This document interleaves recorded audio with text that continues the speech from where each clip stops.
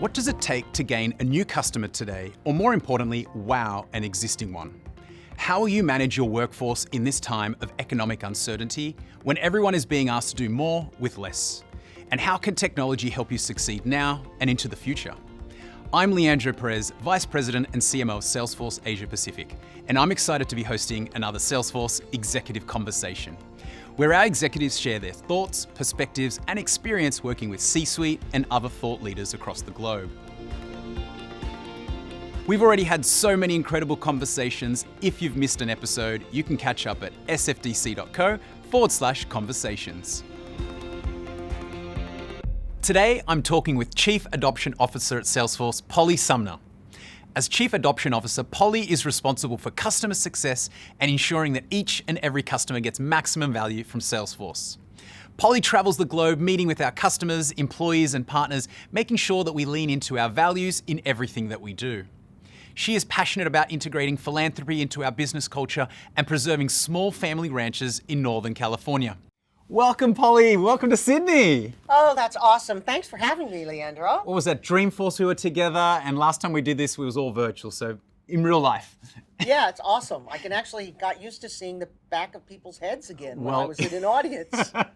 Well, thank you so much for coming. We might just start off with a quick rapid fire round, if that's okay with you. Oh, all right. I'm going to take you back to when you were a kid. Okay. You know, is there a lesson that you vividly remember that someone taught you that you still, operationalize every day today? Yeah, it's kind of interesting. I got lost when I was an exchange student at 16 years old. Oh my goodness. In Tokyo. In the old days when there were no signs, there was nothing in English.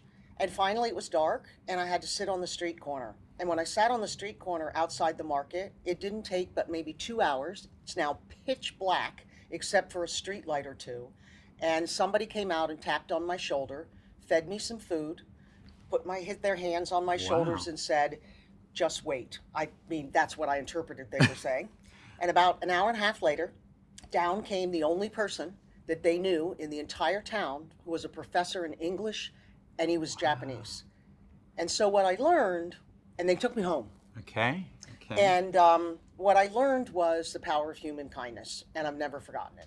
That's an incredible story, and I'm so glad that someone did find that professor. Otherwise, we wouldn't have you here. Oh my goodness. So I'm going to take you even further back then. So Okay. when you were 10 or growing up, what did you want to be? A forest ranger. Okay. Now I think we do have rangers here at Salesforce, so you're not far from that. Maybe in technology instead of nature, but sustainability being a big value of ours. So love that. What talent do you not have now that you wish you did? I wish I'd learned how to play the piano. I'm not terribly musical. People in my family aren't musical. I'm married to a guy who's very musical, and now I see what it can do for your soul. And creativity, yes. Totally, Yes. and focus and all those things. But I love piano. There's still time. Yeah. I gotta get done working here before I can take that on, I think, Leandro. Now, pivoting to family, friends, what do they think you do at Salesforce? Well, I tell them that I'm ultimately responsible for the success of our customers. We have 75,000 plus people, but when they get really stuck, or a customer needs to be inspired and somebody wants to know how to do it, or they need some practical advice and they can't find anybody else in the company to do that, they might call me up, they ask me a Slack, they'll ask me to connect with their customer and help them get through that blockade. I love that, and that's why you have Chief Adoption Officer in your title there. Now, you travel the world, Polly, you meet with so many customers. Is there something in a business sense that surprised you that you're like, wow, that's so different to either how you do things back home or just unique to a certain country? I think the country that surprises me the most, mostly because I had a very different impression of what it would be there, is actually the UAE. All right. It's a fascinating growth market. It's an amazing melting pot for somebody who grew up in America, which when I was growing up was a melting pot after the Second World War, and with all the different nationalities that actually settled in America in the beginning. And I think when I look at what they've been able to do with technology to build a welcoming government, a welcoming environment for people from all over the world, not just as their guests, but residents and also people who move there because they have great career opportunities in interesting roles that they couldn't get back home. Fascinating. Yes, it's definitely a place that most people have different perceptions all around the world. So I love that you have a positive one there. Now tell me, when you wake up in the morning, what drives Polly? You do so much every day. What keeps you going? I think I'm passion for life, and I want life to be fun, and I want people to be surrounded by kindness. Love that. Now, Polly, we continue to navigate uncharted waters. We've been through a pandemic. We're now going through a macro environment challenge. What are you seeing the challenges that CEOs are raising with you today? I thought about it when I was flying the other night and over here. And I guess I'd always thought about like redesigning work. And then I realized that I think the big challenge is everybody changed the way they live. And we need to think about what is our life going to be like, and how does work, and how does all the things that I loved about living in a digital little pod in my house and the rest of that, and how do I bring some of that forward? In my personal life, my husband traveled in the tech industry, and our kids and the rest of it, the kids are gone. And for 2 years, my husband and I never missed a meal together. And we lived in the same place, different houses, but we lived together, and that was the first time ever. So I learned a lot. I love that. Change the way we lived and live and continue to live. Now, the move to digital is clearly part of that, right? And personally and at work. And speed is a key component of that. So what are the steps companies need to take to adopt this new way of living and working? Yeah. So I think the first one is a change in mindset. The way we operate our businesses traditionally is a decision is made, and the execution of that decision is somebody else's responsibility, right? And we have to have a mindset that we own it. Companies that have the mindset of, first of all, it's a different world. I'm not just going to replicate what was here in the past. A mindset shift, and a shift of we own it. I own it at the top, and my leadership team owns it, and we're not going to delegate it to somebody else. The second shift or thing that needs to happen in order to, reinvent what's going on in the world, so to speak, is that you have to put the best talent in your company on it. Now, that was a tradition in the Japanese businesses. You put the best people on the projects that are where you want to go. And I don't think we ever did that very well in the Western world. Think about the number of times that if a person was on a bench, then they got the job. Right? So that's not it, figuring out where you want to go and what your future is going to be. And so talent plays a big role in that. And the third one is, I figure like I have to say something about technology, Leandro. Right. And that is that it's a shift. This has always happened. It's a shift from applications to platforms. Because platforms allow companies, they allow individuals, they allow people, they allow teams to experiment with redesigning the work, and all of that innovation, new ideas, efficiency, productivity comes up in a company, and then the leaders of that business can decide which ones they want to implement at scale. And platforms let you replicate things at scale. So that's what I think the big shift is. That's my prediction for what will be different in the next 5 years, is platforms will trump applications for the same functionality. Can you give us some examples of leading industries maybe that you're looking at? I think retail is someone I'm sure that you're talking all around the world and here across APAC as well. What are they doing in that area? Well, I think they're reinventing themselves. When I think about a conversation, let's call it retail and hospitality, or maybe it's luxury retail or whatever. They all had a real challenge in how to reach the consumer directly. They were already on that journey, but I would characterize what they did was build a whole new set of muscles around how to take what was a very successful way of marketing and engaging in a physical world, and they moved that very quickly to digital. And it's across a lot of industries. So I don't think it's just a recipe for one. The mindset shift that they made was that my digital store could be as big as 10, 20, 30 times what I built over 100 years in a physical footprint in retail. So there was a big change there. And the third one is what happened to the retailers and what they've been able to capitalize on when they signed a partnership with those who made the products that were in their store. So I've noticed that that relationship changed a lot. I was with the CEO of a CPG food producer in the US in their business, and their entire market and distribution shifted from big containers to small one package consumption containers. And it drove their market share up based upon frictionless accessibility, and it became a staple. And the product is yogurt. Wow. Right, single serve. Single serve, right? Something that, My kids love that. Yeah, exactly.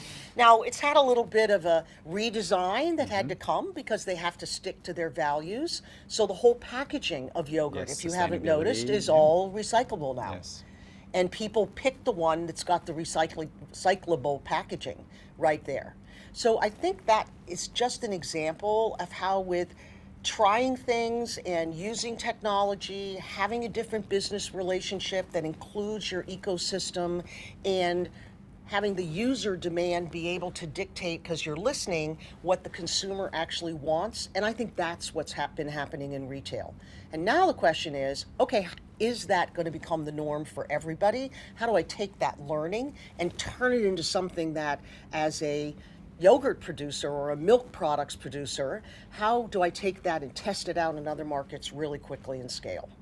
So a lot of retailers moved during this period to going from physical to digital and, like you mentioned, accelerate. Are they staying in that way, or are they starting to think, what can we go back to the physical world? Obviously it was a phenomenon. Are we staying there or continuing to innovate? You know, I really believe that it's a combo. I know that I love my personal shopper because I don't like to shop. I am not interested. My husband will click around in a digital world and look for things and read the product stuff. I can't stand it. I don't like the experience. I also don't like the experience of trying on clothes. You know what I mean? I mean, it's like when you put on something that looks icky, then you feel horrible, and that icky look stays with you while you try on the next thing. And then it's got to be something super beautiful. So your mind, you have an experience. Some people like that. I personally don't. So I count on people who know me to kind of make a recommendation, but I also love the feel of fabrics. And I have a requirement that it can't wrinkle. Right, for travel reasons. Exactly, you hit the nail on the head. And then finally, it's got to be really comfortable, right? So I think that that is, my requirements. And so that in a way is personalized. I've personalized half of that equation, and other people can deliver half of that equation. That just can't happen if the only way I could buy from them was digital. Yes, no, I love that. It's a hybrid model, just like work, Exactly. where the best of digital combined with the best of physical, neither one or the other goes away, right? But they both accelerate each other. Now that made it very personal about me. I will tell you that, I have it's coming up on the holiday season. I have a lot of people in my family or my extended family who live in different places around the world. Some of them are Salesforce employees that I want to thank with something special. Some of them are customers. Some of them are children. And so I really like the transparency of a scoring system and the advocacy of people about the products that they're able to rate and to score. And I'm always checking, just like I do when I pick a restaurant, I'm always checking about what others have to say. And that being accessible to me is really, really helpful. And so far, my hit rate has gone up a lot. Right.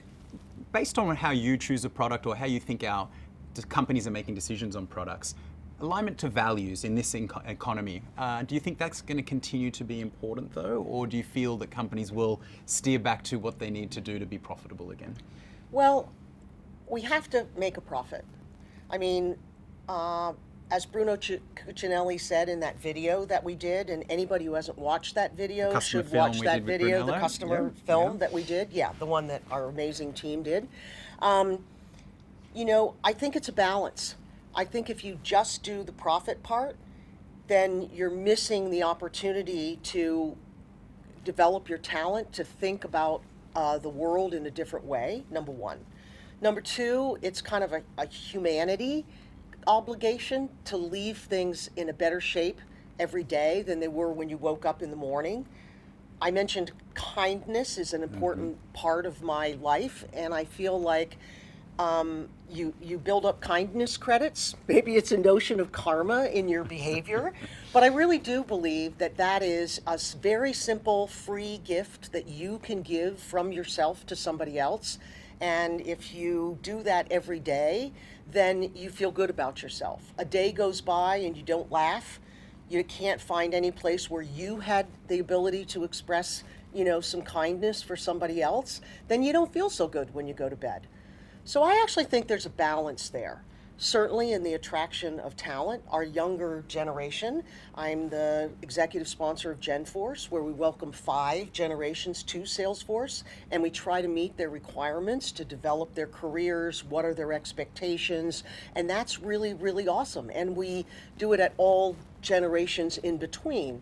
So I feel that at least the younger people that I know, my niece is at Stanford, I have grandchildren that are working in eco companies, and I really feel like they maybe have more of an emotional attachment to an outcome that has to be due for good.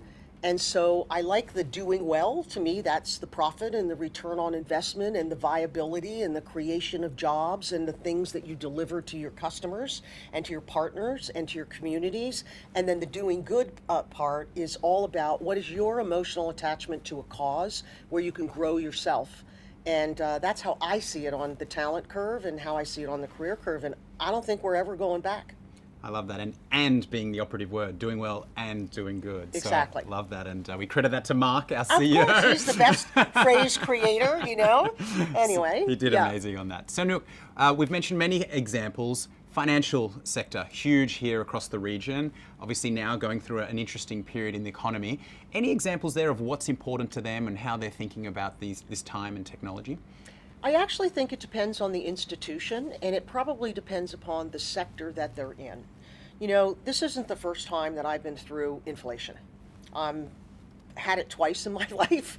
And at one point in time, for example, mortgage rates hit 16.5% in the US market. Just imagine that, take your own mortgage, multiply it, and see just by 3 or 4. Yeah, because of course it's a very long thing. So how these financial institutions balance the doing well and doing good by making financial resources available to not just the rich and the wealthy people, not just to the big companies, but to the startups, not just to the developed communities or the developing world, but what kind of programs do they have? I think that'll be their sort of EQ or their doing good score, and I believe people will pick and choose based upon how they do that. We've seen some really big leaders stand up and declare. So, maybe BlackRock was one of the first ones that said, if you don't have a plan for carbon neutrality, net zero, then you're not going to get in our portfolio, or we're not going to have our products be delivered to you. So I feel like that's a coming sort of thing that's going to come out, and I feel like financial institutions are actually going to be faced with more change around their business models maybe than they ever have been before without a really big crisis. So the financial industry is going under a lot of disruption from up-and-coming financial startups. What are you seeing in terms of a technology angle? What are the larger organizations focusing on to make sure they stay relevant to the younger generation in the future? I see a lot of them doing what we've naturally done in the tech industry. They start with educating people and having a lifelong conversation with them, and then using that in a personal relationship way to give people advice. Advice is something which people can take or not, but it is something which you either ask for and hopefully listen to, but then you still are going away and making your own decision. So I feel like they got rid of a lot in the big consolidations that happened, at least the traditional banks in North America did, and they took that away. They got really product-centric, and they tried to differentiate on product. When interest rates went to virtually zero, then there's not much you can differentiate on a product. You have to shift back to relationships. So I feel like and it was easy for them to move upstream easier and start to look with a traditional operating mind that says how much money from that household or that business client or whatever do I manage. But the fallacy of that is you miss the growers, you miss the next generation. And so I feel like there's a lot for them to change, and they have to figure out how to build lasting relationships at scale. And we learned that in the tech industry, maybe led by the telecom industry, who found with wireless they couldn't build lasting relationships at scale because they had the wrong incentives and they had the wrong way of approaching the customer with no differentiation except for price. And so remember those switching things where you could get $50 if you switched? That was like one of the worst things they ever did. They lost their customers and they made the customer felt like they didn't care. They didn't do anything. And there was a space between you and your telco provider, and the only choice that you had for which phone you wanted was because of their sourcing relationship with whoever was their preferred vendor. So you lost a piece of your freedom. And I feel like there's some lessons to be learned by looking in the past at what are the sustainable business models going forward. And that's why I think a lot of CEOs and a lot of CXOs want to talk to Salesforce, because we have so many different industries and we see all of these experiments, if you will, or all of these different business models, and we're able to scale them and create different customer experiences that allow our customers to test those models and see which ones are successful and to build new businesses. So the fintechs aren't just something which is there invested in by venture capitalists. I see all the big companies trying to decide which part of a fintech platform they want to have. In the beginning, it was payments. 30 or 40 years ago, that was the use. It was payments. It was payment networks. It was, bank machines that you could put your card in anywhere. Well, those were all a different kind of tech, maybe a different version or phase, but they're the same concepts. So how's that going to work in the future, right? But it's always going to be underlined with trust. And it's going to be underlined with what is the trusting experience that you have.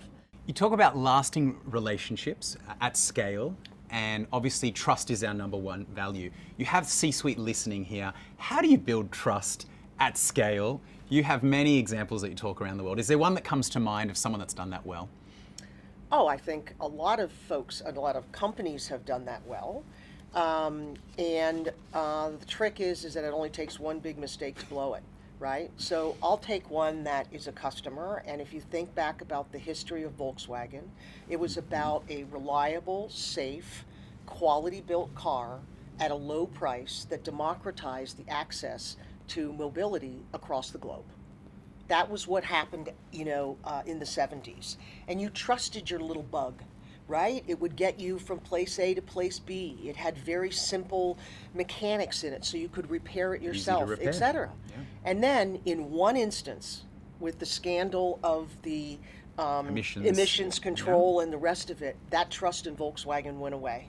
And they've spent the last, 10, 15 years, 20 years probably now, I forget what the date was on that, rebuilding that trust. And the way they've rebuilt it is through technology and engagement.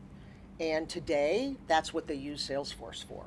So I feel like it's a big shift, and that's what I meant about the world is a different place, or we're going to be in a different place, and we have to never forget that basic of trust and customer success. And that's why I think Salesforce will be successful if we stick to that decision matrix inside our company.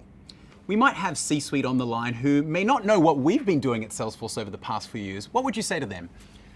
Well, I think we didn't stop. And Salesforce is a very different kind of a company. We haven't changed our values, but we have a lot more to offer today than we did 3 years ago.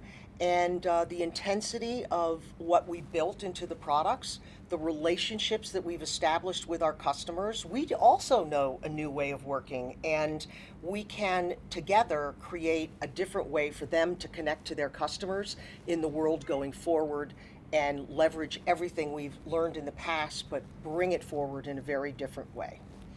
Thank you, Polly, so much. I'm going to summarize some of the takeaways for the audience here. So number one, we've changed the way we live. And it's important that we change our mindset as well, especially now as we re-enter the workforce, coming back to offices. There's so much that's changed. Number two, it's important to not only do well, but we must do good. Values are so important. We lead with our values, but so are our consumers, and they're making decisions based on those. And last but not least, it's important that you build lasting relationships at scale, and that all starts with trust. Thank you so much, Polly. It's been a pleasure having you in person here. Well, thank you, Leandro. And I love your series, and I think it's really awesome, and we should publicize it a little bit internally. Absolutely. Because I think it would be fun. I know someone who can do just that, and it's you. Thank you, Polly. You bet. Bye-bye. If you want to catch up on the chats we've had so far with some of the most interesting and valued executives in our ecosystem, visit sfdc.co/conversations. We are covering the ideas and concepts that are top of mind for executives and leaders within business to help you succeed in this new economy. So far, we've covered, amongst other things, balancing the customer experience versus the employee experience, the cookieless future, and today, how to build lasting relationships at scale with trust. Thank you for tuning into our Executive Conversations. See you next time.